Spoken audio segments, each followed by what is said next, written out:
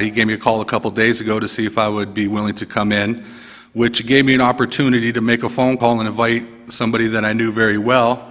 This is R.J. Zona. I'm the Senior Vice President with United Way of Erie County. So I figured, we'd bring somebody in from the community to talk about some things, bring a little different aspect to the show today. But, same rules as usual, be nice to everybody. Don't take any cheap shots. If you have any questions or comments, feel free to call. You can talk about anything you want, but I had brought in RJ today to talk about some things. Why don't, I guess we could start out, just give us a brief history of the United Way in Erie County. Sure. We've been in this community, John, for almost a century. First conceptualized in 1911. Our first organized fundraising campaign was in 1914. So in 2 very short years here, we'll celebrate 100 years of fundraising and community impact. And over the years, it actually started, we were known as the Federation of Social Services. I think everybody remembers the name Community Chest from Monopoly game. Right. We were called that for a while. Became affiliated with United Way in 1975 and have been known as United Way of Erie County since then. I think primarily everyone thinks about United Way, their first thought is the fundraising machine. The fact that we get to go into workplaces throughout Erie County and that individuals can make a pledge out of their paycheck, give a couple dollars a week or every other week out of their paycheck. And we raised millions and millions of dollars last year, $5.9 million, that we used to help fund programs and initiatives at many worthwhile agencies here in Erie County. Focused on 3 areas really now, focused on education, income, and health. Right, 3 important ones. What is the priority issue that the United Way is focusing on here? That's a great question, and for the vast majority of those 100 years, it was focused on raising as much money as possible to do the most good. Right. That was the one thing that we were focused on. That was our one measuring stick. But now we've come together around what we think is the priority issue of this community, and it's poverty. We've seen the statistics. We've seen the headlines when 1 out of 5 individuals in Erie County is living below the federal guidelines for poverty, when 1 out of 4 in the city, when 1 out of every 2 children in the city of Erie living in poverty. That is the issue that we need to galvanize the community around and make an impact on reducing that number. Right, right. What exactly, everybody sees the, the shirts, the white shirts with the logo. What does Live United? What does that mean? And that we developed that nationally, and the organization, the United Way organization, is now a worldwide movement. And what I like about it is that it's more of a trade association than it is a chapter-driven organization. We don't get our marching orders from a national headquarters who tells us, here's what you need to do, or here's what you need to fund. Every community is different in our country. Every community has different issues and different priorities, and the one we're focused on is poverty. And that Live United message was developed by United Way of America a number of years ago. And living united means giving, but it also means advocating, and it means volunteering. And like I said to you earlier, for the vast majority of the last century, that stopped at give with us. We do our annual days of caring and try to clean up, right, parks and playgrounds and school grounds and Presque Isle, etc. But it was kind of a, once a year kind of focus on volunteerism. And we really never dabbled too much in advocacy because we didn't want to offend anybody. Right. Because then they might not give to us. Right. So now we're taking a huge look at, like I said, education, income, and health, and how those 3 areas can help reduce poverty. So we're going to advocate for early education. We're going to advocate against, I'll give you a perfect example. Last year in the state legislature, they were trying very hard to introduce storefront payday lending in Pennsylvania, which we thought would have been disastrous for people either in poverty or on the edge of poverty. People who can't seem to make ends meet, who would have to take out one of those payday loans and then repay that loan in 2 weeks. And if they couldn't do that, they'd have to take out another loan, and that simply would roll over with very, very high rates of interest that they would have to pay back those loans, and really could get people caught in a cycle of credit card debt that they would never get out of. So we fought this bill from being introduced, and were able, with a coalition throughout the state, to prevent this bill even from coming to a vote on the House floor. Now, I'm sure it'll be back, and I'm sure we will be back, to make sure we are protecting Pennsylvania's most vulnerable citizens, the working poor, elderly, people on a fixed income, that we think this bill would damage, to protect them so that they aren't taken advantage of. And volunteerism, like I said, it's something we would focus on once a year with our Days of Caring. However, we realize the power of volunteerism now. And some people who cannot maybe afford to donate but have time or skills and can offer their skills and time as a way to help make this a better community. So we've introduced a software platform called Get Connected.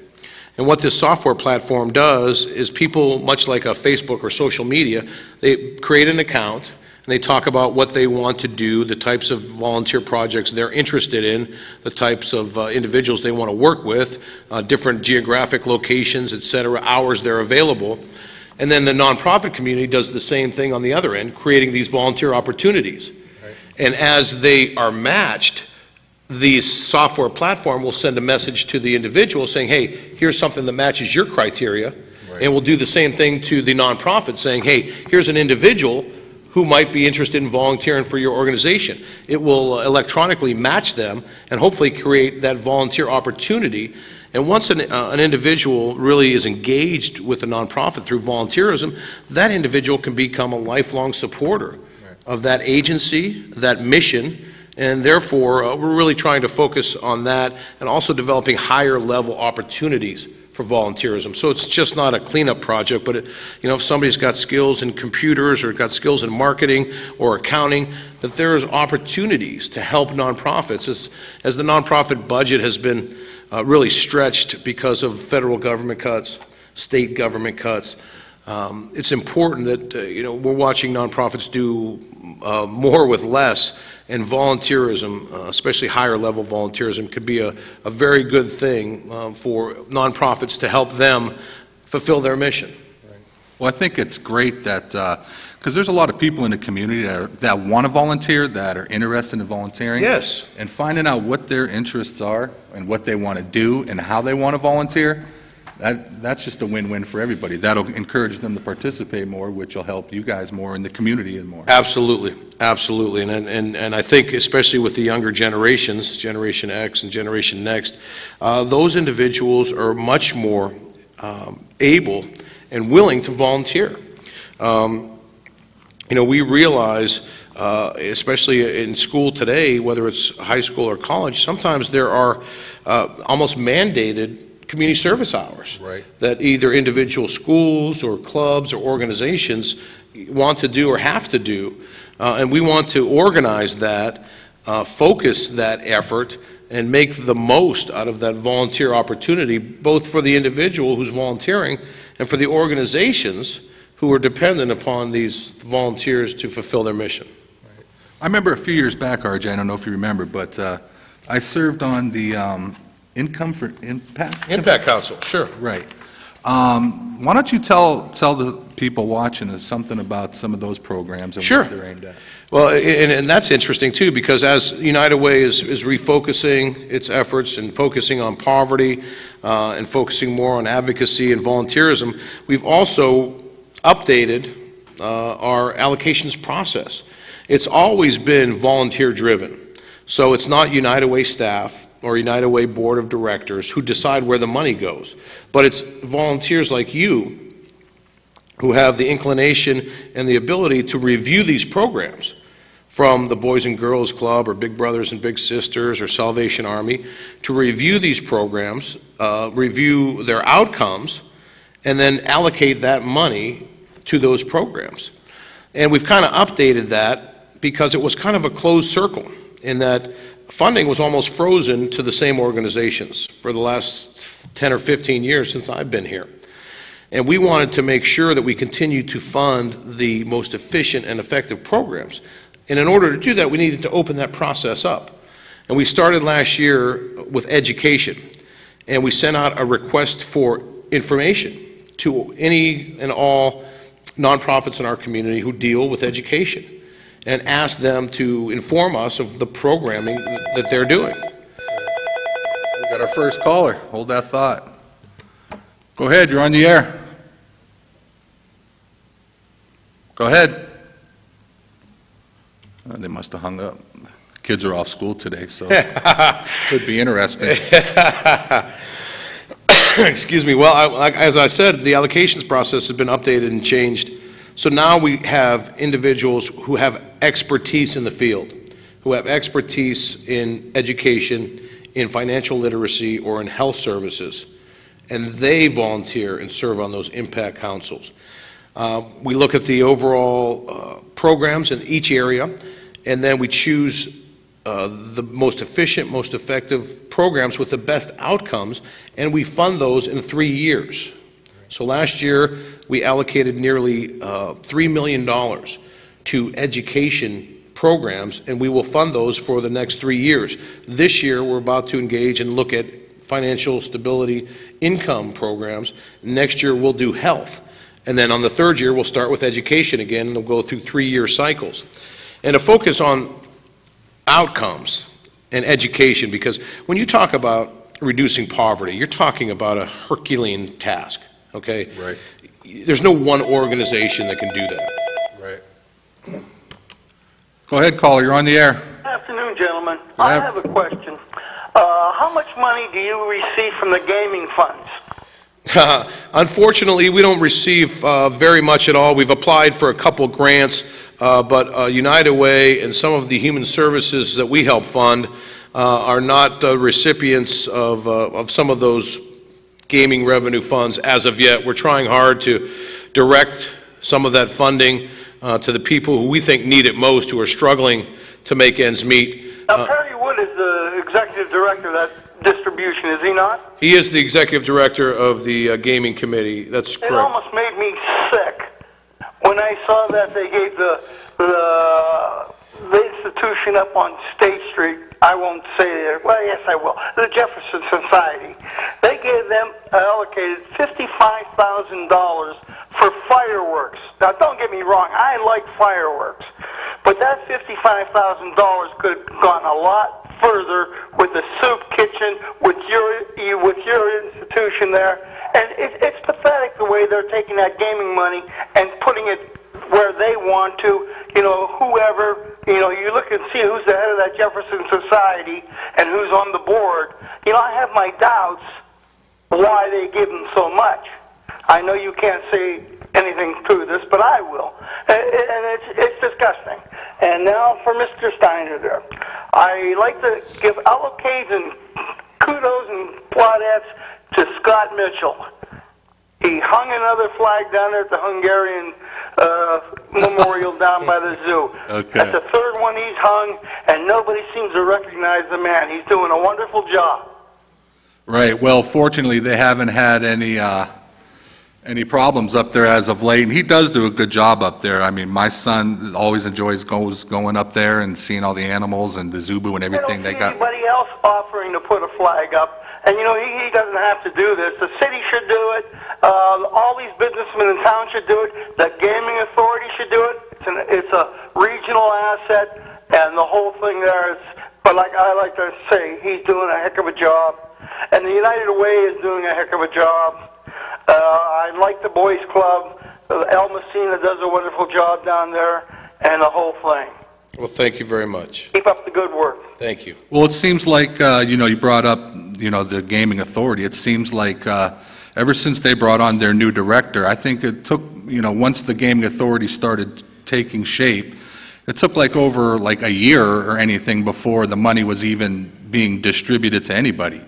So ever since they hired Perry Wood, it seems like they're starting to accept more grants, and they're starting to distribute the money amongst the assets a lot more, more effective than what they did in the past. I would agree, and I know that ECRA and Perry Wood are working with the Erie Community Foundation and Mike Batchelor, who we work with very closely on grants for sustainability grants and futures and funding for Erie for the future. In fact, we've applied for one of those grants this coming cycle. So I know they're very much involved in grant making, and they do certainly support the zoo and some of the arts and entertainment in Erie County. So we applied for a grant, I believe, for the Get Connected platform, volunteer matching platform, and we will continue to try to work with Perry Wood and that group, because that funding is another source of revenue as different sources dry up.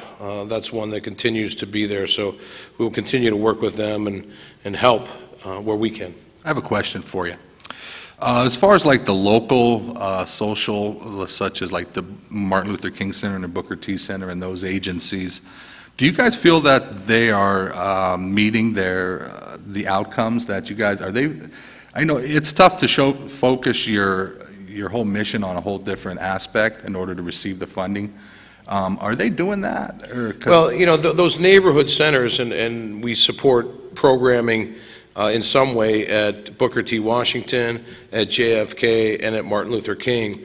But they really have their hands full because they're dealing with so many, some of the nonprofits focus on a single thing: youth or seniors or food or shelter.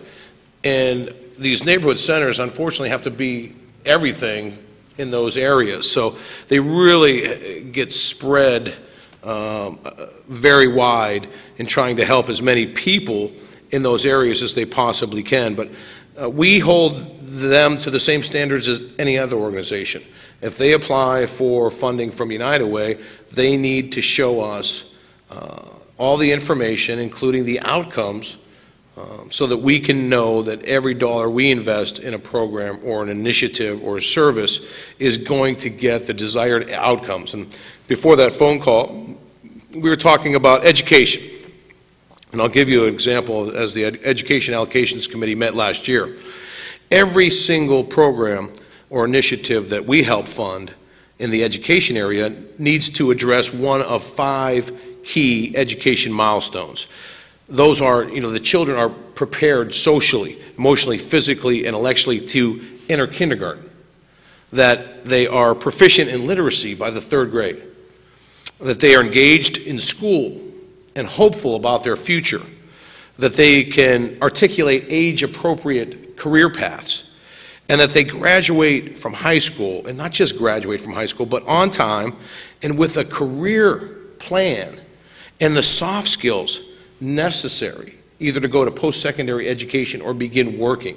So every program we fund has to meet at least one of those educational standards if they're going to get money from us. And that's a new part of that allocation system, and it really makes me proud to be able to articulate that to you, and not just say, well, it's the old boys network, or they're doing good things, or they happen to be focused on education in some way.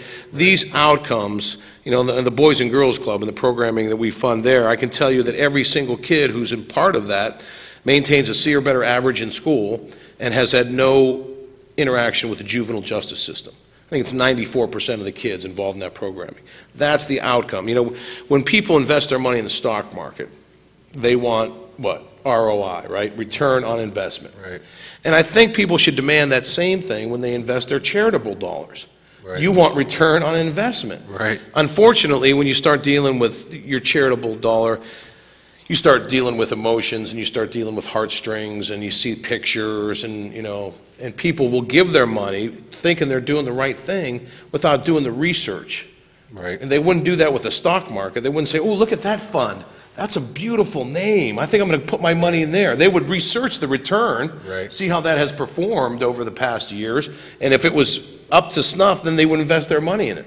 And I think that's what people need to do. And that's what United, that's the role that we play. The value add of United Way is that we look at those programs. We know that most people don't have the ability, the time, the effort, can't put that in there to review those programs, and making sure that the overhead is in check, that they're meeting their outcomes and they're delivering services. We do that homework.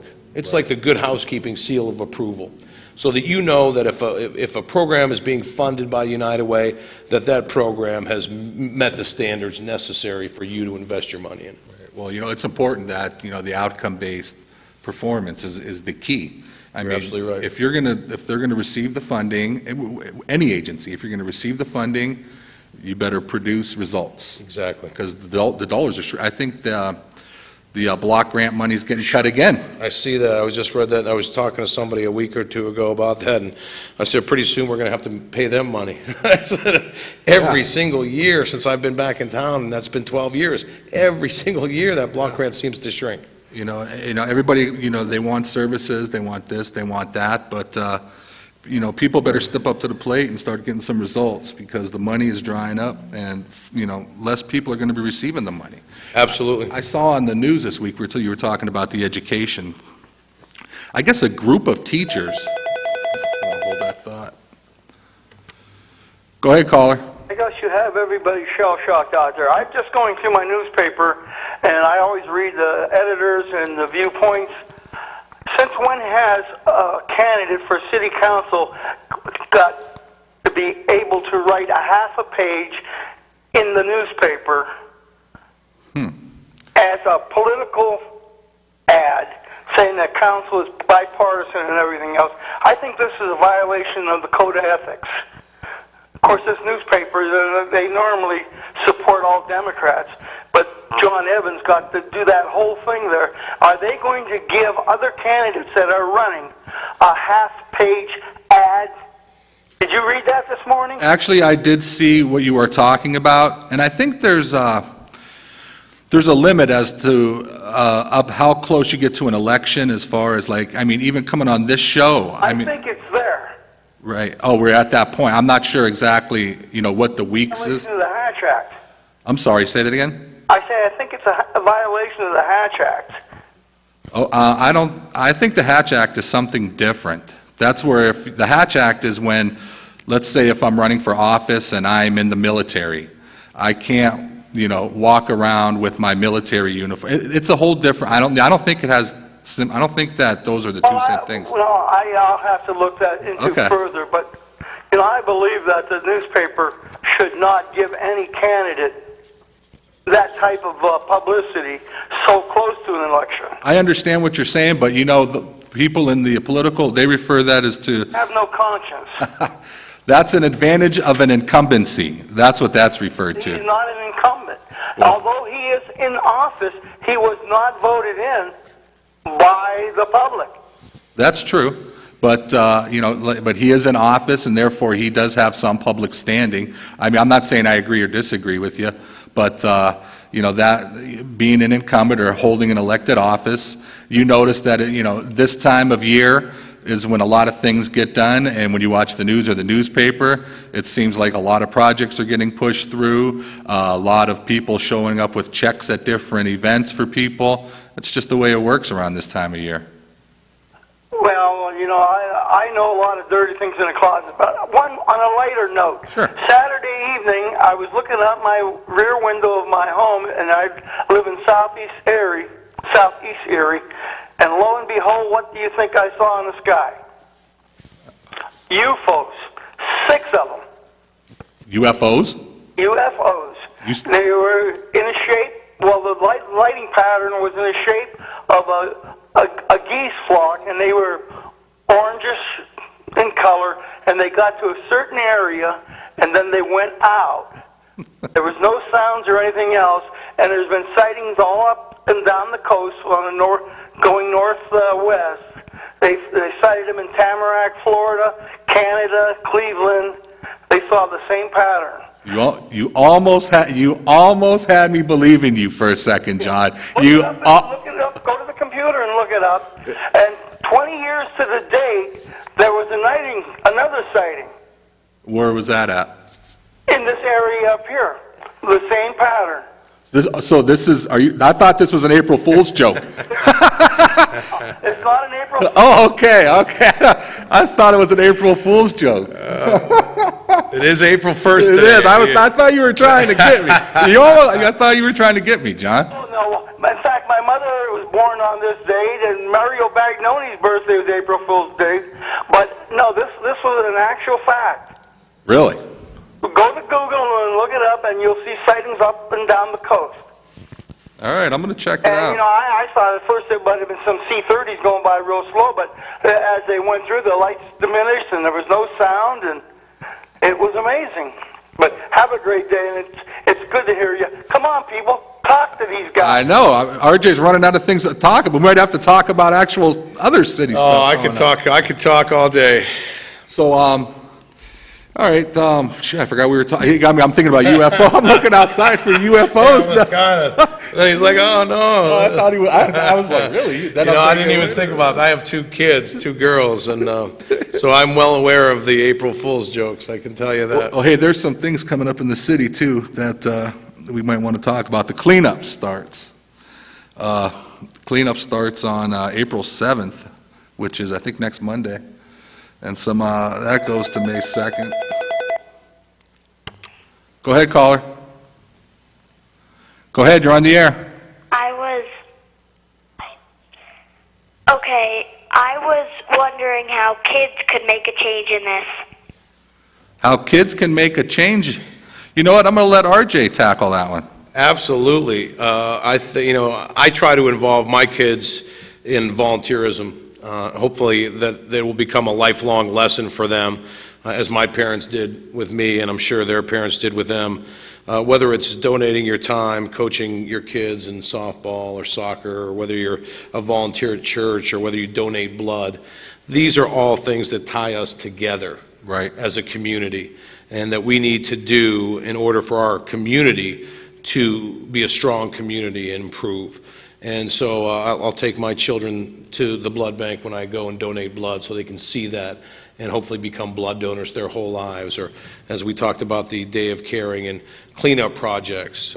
It's important that kids are involved because they are part of the solution also. And if you start something early in life, hopefully that becomes a lifelong habit with you of volunteering, of donating money, of donating blood, of donating your time. So I think kids are a very important part of the solution as we look to rewrite the story of our community, and should be involved. But that was a great question, caller. That reminds me of when I used to work at Perseus House a long time ago. We were involved with the mayor's anti-graffiti task force. Mm-hmm. Okay, and these kids that we had involved, they all owed community service hours, and I would take them over to the bridge over by the viaduct over there, where you come over and the bridge would be totally just painted over. So we would take paint and we would paint over all the graffiti. And like maybe a month later, I'd run into that kid, and that kid who would come up to me and he would say, "Did you see somebody had the nerve to paint over?" And these are bad. Yeah, these kids are thugs. I mean, their friends are probably the one that painted it. So the fact that we got them involved, they're the ones that painted it. So hopefully, they'll go out and tell their friends, right, "Do not paint. I had to clean that." So getting kids involved is very important. And we talked earlier about early education. Right. And, the fact that United Way invests millions of dollars each year to support quality early education at places like the YMCA's of Erie, Early Connections, St. Martin Center, et cetera. And the more we learn about brain development, the more, I am sure, when you talk about decreasing or eliminating poverty, is where you must start. Right. Because 90% of brain development happens by the time we are 6 years old. Right. Our brain is involved in wiring itself. And it's important that we provide every child. And when I was talking to you earlier about the statistics, half of the kids outside of this door, half of the kids are living in poverty. Right. How can we break that cycle? Well, we've got to give those 50% of kids who are living in poverty the same opportunity that my kids had and that other kids in this community have, and put those resources in front of them. I tell a story, John, about my oldest child, Isabella, who, because Mom and I both worked, had been in quality early care since she was 1 year old. She was actually born in Hackensack University Medical Center in Hackensack, New Jersey, when we lived outside of New York City, and were immediately, in the words of the vernacular, forget about it. I'm not raising my family in North Jersey, which we were able to relocate back here. But because Mom and I both worked, she was in quality early care since the time she was 1 year old. And I remember this like it was yesterday. She was just about to enter kindergarten, so she's just about 5 years old or 5 years old. And Dr. Barker, who was then superintendent of the Erie School District, spoke at our annual meeting. And he told us and the crowd that day that about 40% of the kids they get in the Erie School District every single year, 4 out of 10 arrive there and cannot consistently recognize their numbers, their colors, and their letters as they enter the school system. That day, I'm at home, we're having supper around the table. My wife, Kathy, and I were talking, trying to get our hands around a problem, couldn't figure it out. And I hear this little voice say, why don't you just Google it? My 5-year-old, Isabella, is talking to me about search engines on the internet at 5 years old. Right. Because she had been in quality early care since she was 1 year old. Right. Well, kids who grow up in poverty can't recognize their numbers, their shapes, and their colors. What type of programmings do the United Way promote, or what agencies are programming, or what do you guys do to tackle that aspect of it? Hold that thought. Go ahead, caller. Could you tell me the number of the cleanup? The Streets Department number is 870-1340. Could you repeat that? 870-1340. It starts next Monday, I believe. It runs through May 2nd. Do you have a question about it? Maybe we can help you real quick. Yeah, I got I talked to, what's his name on there, a few weeks ago. Oh, and Kaz. He said that I got a big old heavy couch that needs to be picked up, and he said to give them a call.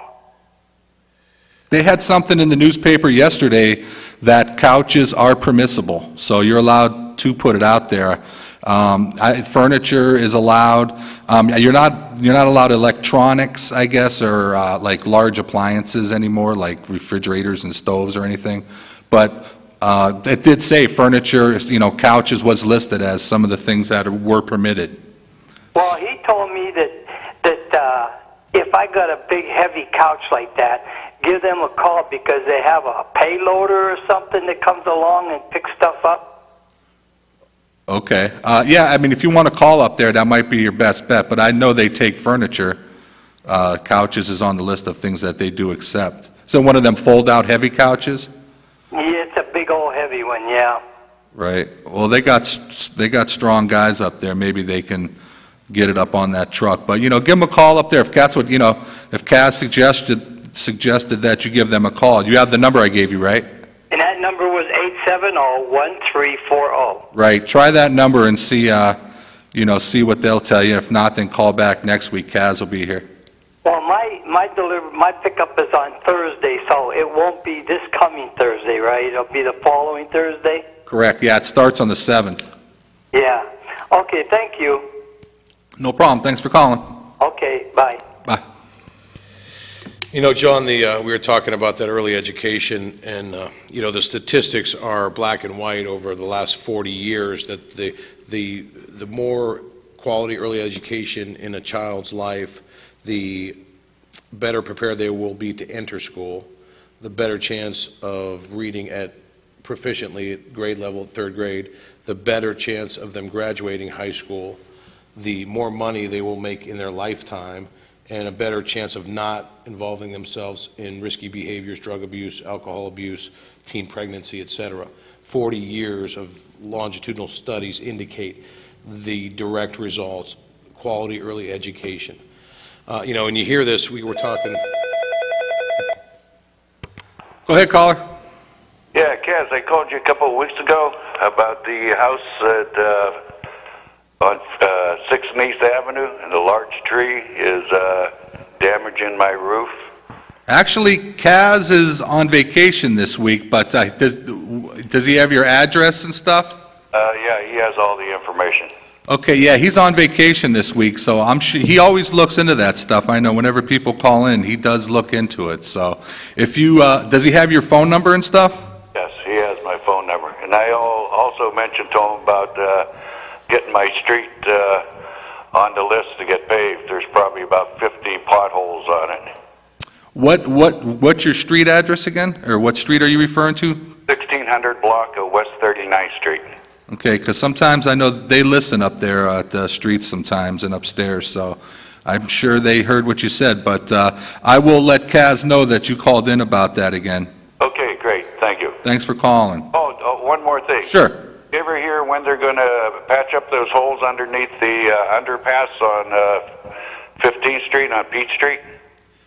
I know they're still patching with the cold pack, I believe it's called, but they're starting to put together their list. I mean, with the crazy lack of warm weather, you could say, I'm pretty sure they're going to start filling these potholes real soon, and I'm sure they got a list up there. But if you want to call, I think there's a pothole number. I'm not exactly sure what that is. Yeah, I called them about 2-3 weeks ago. So I'm sure you're on the list. Okay. Yeah. Thanks for calling, buddy. All right, thank you. Okay. A caller called here a couple weeks ago about on 27th Street on East Avenue right behind Holy Rosary. And it's like a concrete. I drove over there, was it like 3 days ago? My car was, I thought it was in the Boys in the Hood. You remember when the hydraulics, my car was, but I don't have a hydraulic system in my car. I was like, oh my, but it's concrete. It's not the regular pavement. Right. It's concrete. And I wasn't even speeding, because, believe it or not, because it's like near the stop sign, so I was going at a good speed. Which one of the 4 or 5 stop signs in that 1 block radius are you referring to? Yeah, but They need another stop sign in there. I'll tell you, my car, when I hit that area, you can't avoid it. You try to, I know it's there, no, that didn't work, but anyways, I'm sorry. What were you saying now? We were talking about the positive effects on children of early education and how that can be a lifelong improvement, not only for that child, but for the community. And if we focus our efforts there, we can break the cycle. We can break the cycle of poverty, hopefully break the cycle of violence. Here's a question for you, RJ. Mm-hmm. How do we get parents involved? I mean, I've been involved, I've worked in the system, so I mean, I've worked with some parents. How do we get them involved at a younger age, get these kids reading, get their kids more civically minded and just to become better citizens at a younger age? Right. How do we get the parents involved? Do you guys have Yeah, that's the catch-22, and I often hear people talk to us and tell us what a great job we're doing and investing in these programs or these initiatives, but it needs to be a concerted effort to involve not just the agencies, but the schools, the families, the teachers, the religious institutions. We will announce in May at our annual meeting a new program that we're going to introduce to this community that we hope will do just that will get families involved, families spending time together, families reading together. And we're very excited because you're right, that seems to be the missing link. Right. Is how do you involve, and you're talking about some broken families here, some tough situations. But we've seen children and kids come out of those same situations and thrive. Right. What's the secret? Because we funded a program in Union City, because Union City had a horribly tough time with chronic truancy and dropout rate. I mean, the folks there, and for those of us who know Union City, it's rural poverty, just devalued education. And the families devalued education. And, what's the point of going to school? And they would write excuses, and the doctors would write excuses, and kids would miss, upwards of like 90 to 100 days of school a year. So with Penn State Corps, the Union City Area School District, the Justice Department down there, involved ourselves and funded a program, Truancy Dropout Task Force, that reduced chronic truancy and dropout rate in half within 3 years, and has been going strong for over 6 years doing just that, because every child matters. Right. And they don't let kids slip through the cracks there because of this. So we introduced this into Strong Vincent this past year. And we're going to try to see if we can do the same thing. It's 2 different school districts, you know, rural, Right. inner city. Right. But we think we can have similar results if you do that and focus on every single child and what it is that you need to do to motivate that child to attend school, to be hopeful that if they can get through school, you know, they can make something. We sat and listened to, had to be 6 or 8 kids. Most of these kids were either African American or Hispanic. Same neighborhood, same geographic area, same tough upbringing. Yet these kids were flourishing. These kids were 4.0 students. These kids were captain of the basketball team. These kids were ROTC. But you know, grew up in the same neighborhoods, and they talked about the issues they face and how they've overcome that. And one of the most telling parts of that lunch we had with them was when one of our donors raised their hand and said, what else can we do to help besides funding this program and helping by giving money to United Way? And I remember the one girl said, take me to work with you. Show me what you do. Show me what the possibilities. And then one by one they said the same thing. Show us what's possible. You know, we don't do any of that with that population job shadowing. Right. And if you don't have that at home and you don't see that in your family unit, right, you have no idea but to follow in the same footsteps. We need to show these kids that there is hope out there. You know, I hear from employers every single day about job openings in their plants, in their factories, in their companies, and the difficulty they have in getting qualified applicants to apply for those jobs because they can't pass a drug test, or because they don't know that they need to show up for work and then do it again tomorrow and the next day after that and the next day after that. There are job openings here. What we've done is not been very successful in matching the job openings with the skills that we're training our kids. We need to do a better job of matching that, which leads me into talking about Erie Together. Now, Erie Together is not a program, it's not a nonprofit, it is a movement that we helped create along with GCAC and the Mercyhurst University Civic Institute. It's a movement focused on reducing poverty. And they've set up 4 different teams focused on early education, focused on education to career, and focused on 2 other areas.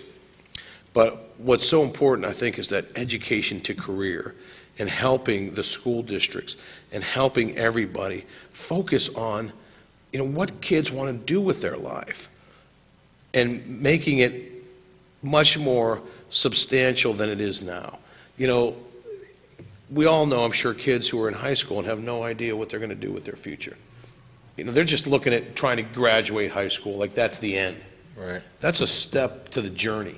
Right. So whether it's going on to a 4-year college or an associate's degree or training, you know, job training or working or a trade union, they need to have a career path. And we need to start thinking about that and talking about that in elementary school, in middle school. You know, because if you wait till you're, you know, a sophomore or junior in high school and you start thinking about what kind of classes should I be taking or what am I going to do with my life, you're a little late to the game. You know, you need to think, if I want to be a career in the medical field, I better start being really good at math and science. Right. If I want to be an engineer, I really got to focus on my math, right? Right. So we need to start focusing career path job shadowing and start bringing that much earlier into the game. And what's great about this Erie Together is everybody's got to leave their agenda at the door.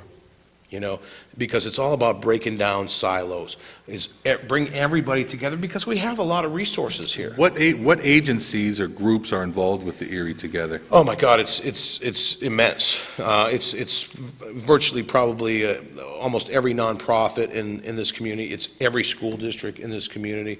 It's colleges. It's the hospitals. It's almost every group. We need to do a better job of involving private business. That's kind of the one missing link, and Mary Beulah, who works for us at United Way but coordinates Erie Together, has really been focused on trying to involve that group so we can make that connection between the jobs that are available and the skills that these kids need to bring out of of high school. Let me ask you a question. Which, Sure. which local businesses have been cooperating with you guys the most, would you? I know Scott, Nick Scott Jr., Scott Enterprise, I think Dave Tullio, Jim Orrin, who sits on our board of directors as the head of, our board chair, has been involved in that, and numerous others. Mary Beulah came to us from the Regional Chamber and Growth Partnership, so she has many connections. And I think they want to help out, but their time is valuable just like everybody else's, so we've got to utilize that limited a time that they have and focus on that. You know, we've created, and we talked about Erie Together, they've created a kindergarten readiness checklist, which never existed before. You know, what kids need to know and be able to do, and what social skills do they need to have to be able to be successful when they enter kindergarten. And they've also created the same thing, a job readiness checklist. Right. You know, you come out of high school, what do I need to get a job? What skills do I need? Whether it's dress, whether it's the drug, passing the drug test, the other skills necessary, how to work with a team, how to be able to follow directions, those kinds of things. The soft skills that you need to be in any environment, whether you're painting locomotives at GE or whether you're working in a bank or whether you're working in a nonprofit or in a hospital, but being an employee, a good employee. How do I fit into the system? How do I follow rules? How do I work with a team? How do I show up for work every day? Those kinds of things. Because the cost of training an employee is immense. And when you look at the hospitals, who have a lot of openings, entry-level openings for, nurses' aides, those kinds of positions. Right. But those are kind of positions that you can start in, make a decent living, and then work your way up to a position with benefits and a career-type position. You could support a family-sustaining wage. Let me ask you a question. Has the Erie Together, have they targeted the skills that are needed to get to attain these positions, and do we currently have the educational system, whether it be through Tri-State or what their new name, all the agencies right. that are, do we have the programs already established capable to produce the workers needed to move them out of the poverty level? Have you reached that part yet? I think yes and no. Certainly whatever side of the community college issue you come down on, whether it's establishing a community college or utilizing the existing structure of the universities and colleges that we have here, there's certainly a misconnection there, and we need to establish that, and we are moving forward and helping the colleges and universities try to fill that void with courses and training that are cost effective and that can fill the void of what kind of jobs are open here in this community. Right. Go ahead, caller. Go ahead, you're on the air.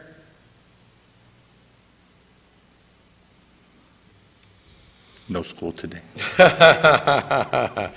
That's a long spring break. And it doesn't seem like spring. It's beautiful outside right now. It looks nice from the window, but once you go outside, it's like November, December. So the movement is a couple, 3, 4 years old, and it really is amazing to see what can be done when we leave our agendas at the door and we all come together around a singular issue, that issue being poverty, and what we all can do, what role we can play, whether it's in funding or programming or advocacy, to bring focus to kindergarten readiness and have every school district have agreement through the superintendent on down of what it means to be kindergarten ready. Amazed that didn't exist before. I don't know if you saw I think it was over the weekend, the average rent paid $691. Yes. For a 2-bedroom. Yes.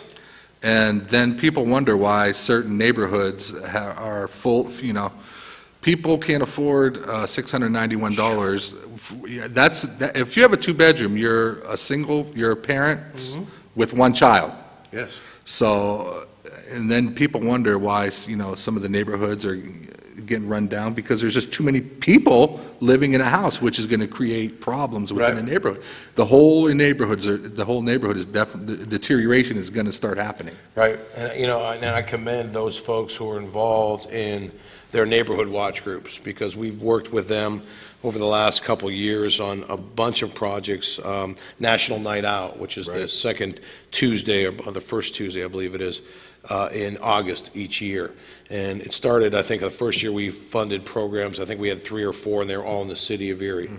Last couple of years, we funded almost 20 different events associated with United Way and National Night Out, from inner city to Northeast to West County to Union City, all over the county, bringing folks together, getting to know your neighbors. You know, that you mentioned that, you know, the rent, and if you look at that Weed and Seed area, which I think is, you know, 26th Street down to the Bayfront. The Bayfront, Raspberry to East Avenue. That area, 80% of the people live there rent. Yeah. 80% rent. People do not see, the main thing when, you know, people call, people don't have a sense of territoriality. If you don't own this house, you don't care. You don't care about you the don't house care. or the neighborhood. And when people, you know, there's trash in yards, you don't care. You don't own. It's funny you brought that up. I used to go to someone's house when I was in the social service field. I would go to someone's house to meet with the family there. I would pull up to this place, and there was trash everywhere. The porch was broke, littered. I would walk inside the house. They've got new TV, they take care of everything, and it's clean in there. It's because that's where they own that. That's their territory. People just don't have territoriality in general when they rent. Right. And the fact that you have 2 bedrooms you're overcrowding these houses on the, you know, on the Lower East Side part of town. Right. You know, with the neighborhood in the center city, what they did, you know, had all that trouble on 23rd and German. So Paul Gamble and that group, they started to revitalize that neighborhood. And they did it the right way, and it's still a work in progress. Right. What they did was they tore down the houses. Dilapidated houses. They tore them down. They tore them down. And then they put single-payer family homes in there. Not rich people, people that can afford it, an affordable rate. They own those homes.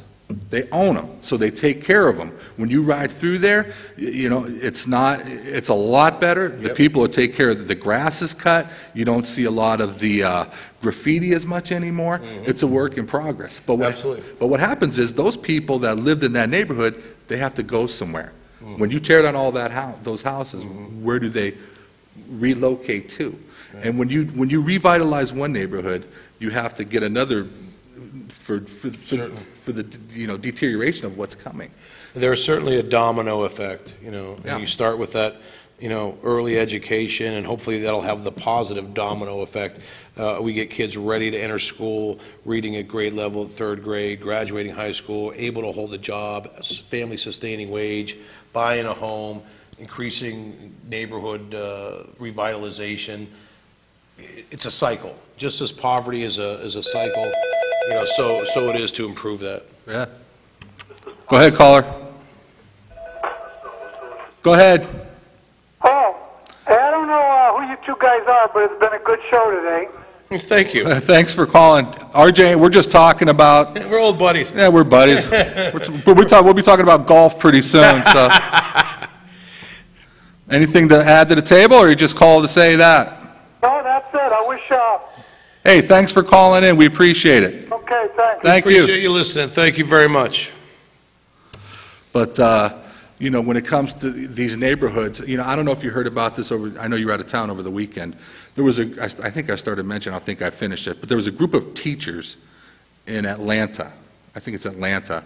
They were all arrested because they were faking their students' scores.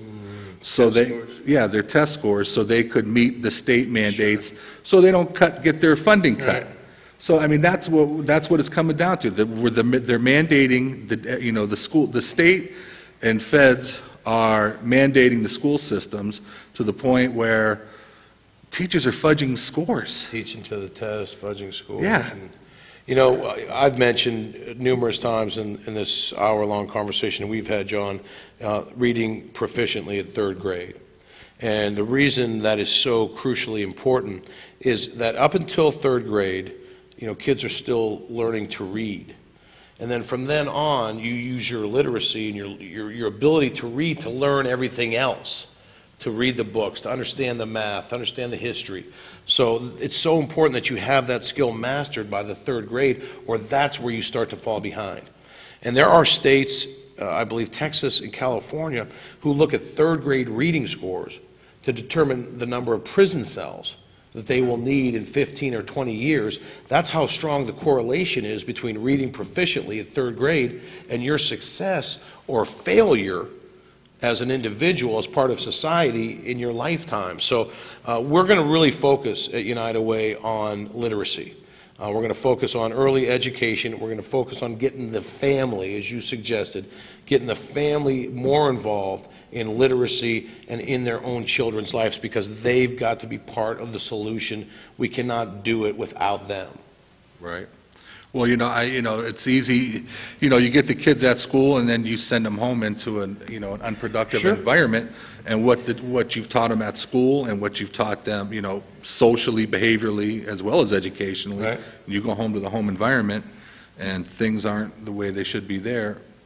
They tend to go back Yeah. to what they know, and then you get into the cycle of poverty. Yep. Somehow we have to break the cycle of Right. poverty, and it's tough to do because there's a lot. All the family-sustaining Right. wages, those kind of jobs are leaving this city, and not only this city but this country. I mean, we could talk about that for another 2 hours. Go ahead, caller. You might want to turn your TV down. Go ahead. Hey, I just wanted to give a call in before you guys shut off the air. I wanted to make it known that I was very proud of Mr. Wynarski, their council president, sticking up our racist resident there, Mr. McAdory. He shut him off there, stood up to him, something that Curtis Jones never did, and a few other past council presidents. This guy comes up here and makes these remarks about not having black firemen, not having black police officers. He ought to be bright enough to know that you have to qualify. First of all, you have to have a driver's license. Second of all, you can't have a criminal record. And I am just really proud that finally somebody has stuck up to him and shut him off and told him his 5 minutes is up. And then I also want to thank Mr. McAdory for saying he was going to let Mr. Wynarski have this one. In other words, he was cutting him a break by shutting his mouth. It's about time that the cops are called to these two, him or the other guy, the other joker that lives at 19th and wherever. He doesn't even say where his address is. Right. But, I wanted to make that comment real quick. And I also wanted to make a comment, here, as I'm thanking Mr. Wynarski. I noticed we had our junior council person there, and I think we could do better than I think he made a mistake and said Uncle Jim.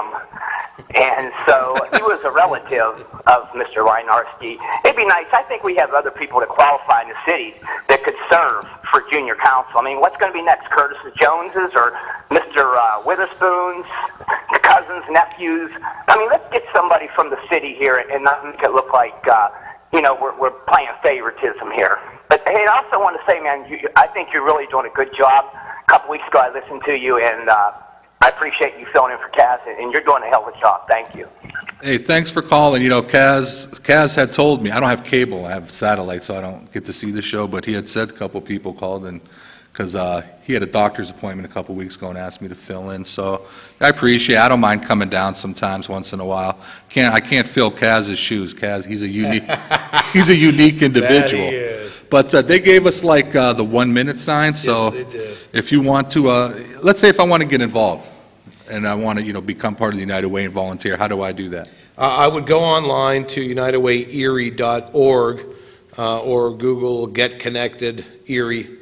You can go to our webpage. You can find out how to donate your time, donate your money, get involved, find out what the issues are, find out what we're doing, and get involved. Be part of the solution. Hey, you heard it. Go ahead. You're on the air. You might want to turn your TV down. Go ahead. And this is not a black and white issue or anything like that. Okay. This is not a black and white issue. You might want to turn your TV down.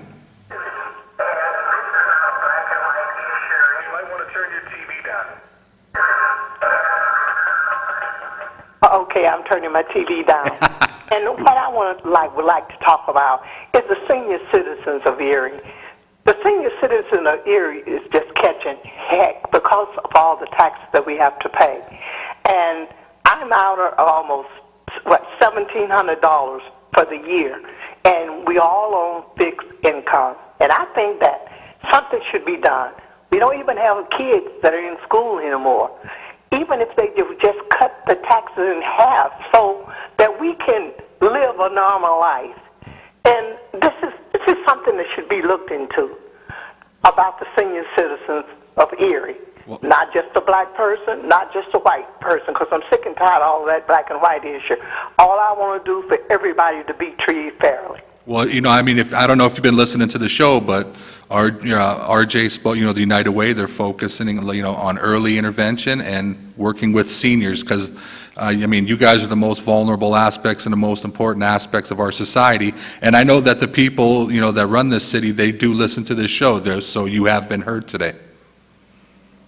Thank you very much. Thanks. I appreciate you listening to me. No problem. Thanks for calling.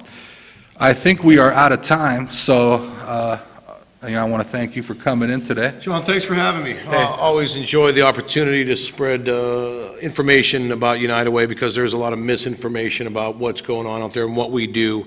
So anytime I have the opportunity to increase awareness of that, I jump at it.